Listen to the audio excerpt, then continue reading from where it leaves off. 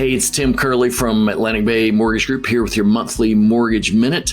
And this month's topic is how do construction loans work? You know, the topic of construction loans comes up a lot these days just because the inventory in our market is so limited. So that naturally turns folks' thoughts toward, if I can't find a home to buy, then perhaps I could build one.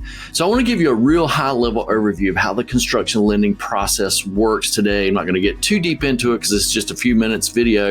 And if you want more details, please feel free to reach out and I'll be glad to discuss it with you. So the first thing I will tell you is on a construction loan program, and this is, first of all, let me say on construction loan programs, unlike the normal loan programs, you are going to find some variances between lenders. Like if you go with a conventional loan, FHA, VA, USDA on a home purchase, those programs are pretty much uniform across lenders.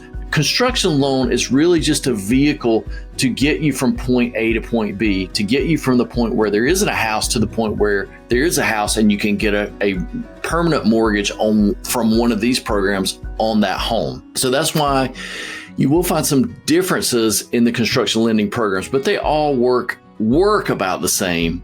You'll just find some differences in the underwriting guidelines, max loan amounts and stuff like that. But the first thing I want to tell you is that really across the board, you're going to find a construction loan program is going to be more involved than a normal program where you're just buying a home. Why is that? From a lending standpoint, if you think about it, the lender is really lending money on something that doesn't exist yet.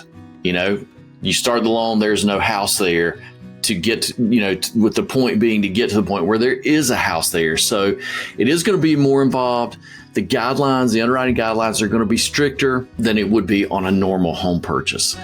Some lenders, a couple of the differences, you'll find some lenders that will do a one-time close. So you just close up front and then they'll do a modification over to the permanent loan at the end. You'll find some lenders that will do a two-time close, which is really, you got a construction loan, then you got a regular permanent mortgage. For us, we'll do a one-time close. So it's just a one-time close and then you modify the loan at the end. I've made myself some notes here because I want to make sure that I cover everything. So let's talk about the valuation of the property. The first thing you're going to do if you want to do a construction loan is you've got to identify a property on which you want to build. It could be a lot that you already own, or it could be a lot that you're buying as part of the process.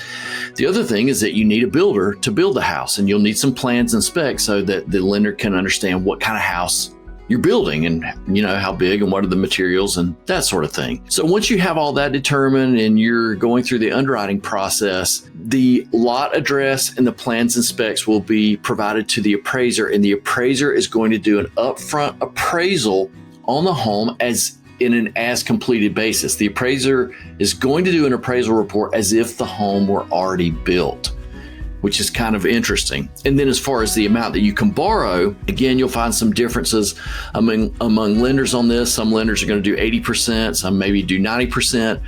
For us here at Atlantic Bay, we'll do 95% of either your acquisition cost or the appraised value, whichever is lower. So in other words, if you take your lot, let's just say your lot is $30,000 and it's going to cost you $270 to build the home. I'll use easy round figures. That would be a total amount of $300,000 acquisition costs. It's going to take you $300,000 to acquire this house. We would lend you 95. Your max loan amount is 95% of the $300,000. Now, if that's as long as it appraises for $300,000, if the appraisal comes in lower than that, then it's going to be 95% of the appraised value. Whichever one of those two figures is lower. Once all the underwriting's done, the appraisal's been done, we will take some steps as far as having conversations with the builder just to make sure the builder can build a home in the time frame, and there are some references the builder will provide and that sort of thing. Once all that's done, we go to closing. And at that point, it's time for the construction to commence. So another thing too on a construction loan is there will typically be a specified construction period somewhere between 10 and 12 months. The home's got to be built in that time, and the builder has to agree to be able to get the home done within that period of time. But then once the closing occurs, it's time to start the building. And this is entering into the construction phase of the loan. So during that period of time, typically, you're going to be paying interest only on the amount that you have borrowed. And usually the interest rate is going to be a variable rate. It's going to be prime plus something.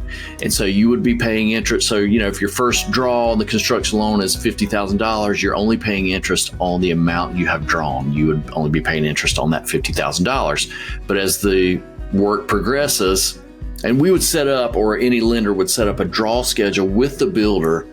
So, as the work progresses and the home is completed, with each step in the process, the builder is able to draw more funds to move to the next phase of the construction. Once the home is finished, there's a final inspection done, and your loan is ready to be converted over to your permanent mortgage, 30-year fixed, or whatever the case may be.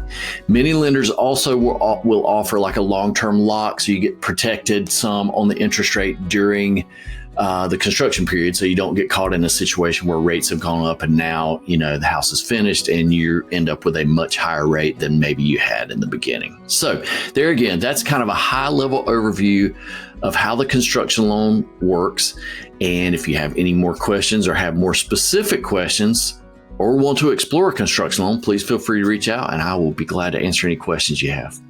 Thanks a lot. Have a great one, and we'll see you soon.